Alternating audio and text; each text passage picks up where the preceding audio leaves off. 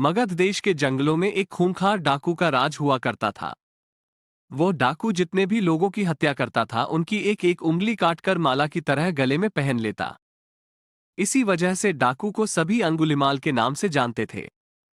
अंगुलिमाल का नाम अहिंसक रखा गया था। कहा जाता है कि कौशल नरेश सम्राट के दरबार के राजपुरोहित के घर पर अहिंसक का जन्म हुआ था। उसके जन्म से पूरे घर पर आनंद ही आनंद था, लेकिन जब परंपरा के अनुसार बालक के जन्म कुंडली बनवाने के लिए सभी राज ज्योतिषी के पास गए तो भविष्यवाणी सुनकर हैरान रह गए। राज ज्योतिषी ने बताया कि जिस अशुभ योग में बालक का जन्म हुआ है ऐसे लोग डाकू या हत्यारे बनते हैं। ये सुनकर सभी के पैरों तले जमीन खिसक गई। तब परिवार वालों ने युग प्रचलित तर्क वितर्कों का सहारा लेते हुए यह निश्चय किया कि क्यों ना बालक का नाम अहिंसक रख दिया जाए।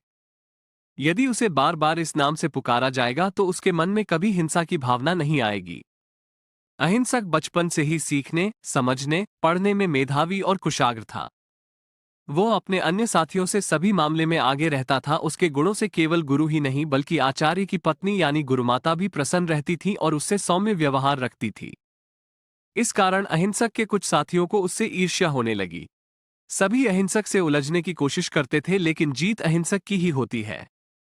तब एक दिन उसके साथियों ने अहिंसक को नीचा दिखाने की योजना बनाई और आचार्य के मन में अहिंसक के प्रति घृणा भाव उत्पन्न करने के लिए कह दिया कि अहिंसक गुरुमाता के प्रति कुदृष्टि रखता है।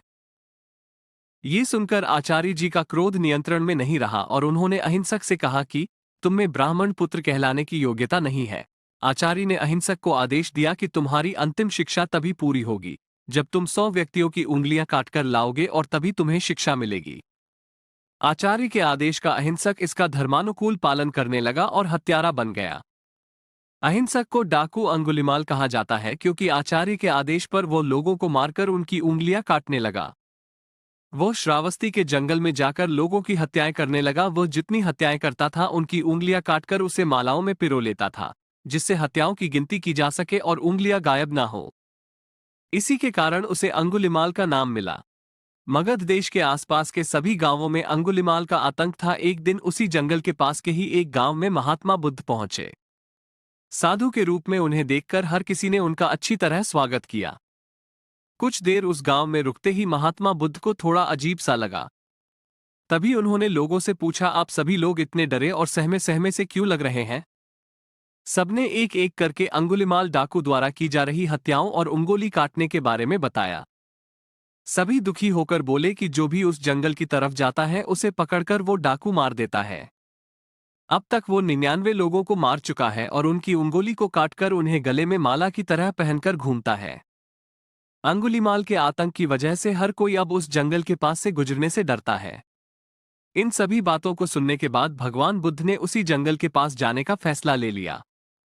लेकिन वे मौन धारण करते हुए जंगल की ओर चलते गए। जैसे ही भगवान बुद्ध जंगल की ओर जाने लगे तो लोगों ने कहा कि वहां जाना खतरनाक हो सकता है। वो डाकू किसी को भी नहीं छोड़ता, आप बिना जंगल गए ही हमें किसी तरह से उस डाकू से छुटकारा दिला दीजिए। भगवान बुद्ध सारी बातें सुनने के बाद भी जंगल की ओर बढ़ते रहे। कुछ ही देर में बुद्ध भगवान जंगल पहुंच गए। तभी पीछे से आवाज आई, रुक जा, कहां जा रहा है? भगवान बुद्ध ने उसकी बातों को अनसुना कर दिया। फिर गुस्से में डाकू बोला, मैंने कहा रुक जाओ। तब भगवान ने उसे पलटकर देखा कि लंबा चौड़ा बड़ी बड़ी आंखों वाला आदमी जिसके गले में उंगलियों की माला थी वो उन्हें घूर रहा था।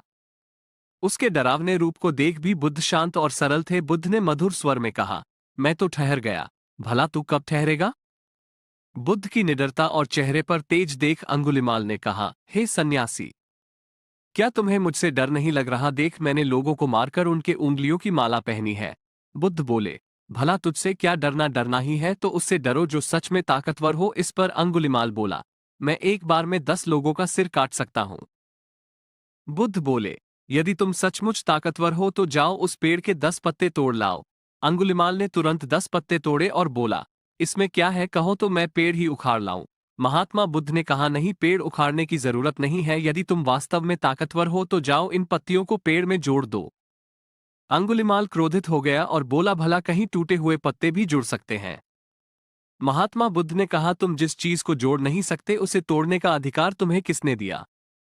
भगवान बुद्ध ने कहा कि मैं यही तुम्हें समझाना चाहता हूं कि जब तुम्हारे पास किसी चीज को जोड़ने की ताकत नहीं है तो तुम्हें किसी वस्तु को तोड़ने का अधिकार भी नहीं है, किसी को जीवन देने की क्षमता नहीं तो मारने का हक भी नहीं। ये सब कुछ सुनकर अंगुलिमाल डाकू की आंखें खुल गईं और उसने कहा, आज के बाद से मैं कोई अधर्म वाला कार्य नहीं करूंगा। रोते हुए अंगुलिमाल डाकू भगवान बुद्ध के चरणों पर गिर गया। उसी दिन अंगुलिमाल ने बुराई का रास्ता छोड़ा और वो बहुत बड़ा सन्यासी बन गया। सही मार्गदर्शन मिलने पर व्यक्ति बुराई की राह को छोड़कर अच्छाई को चुन लेता है।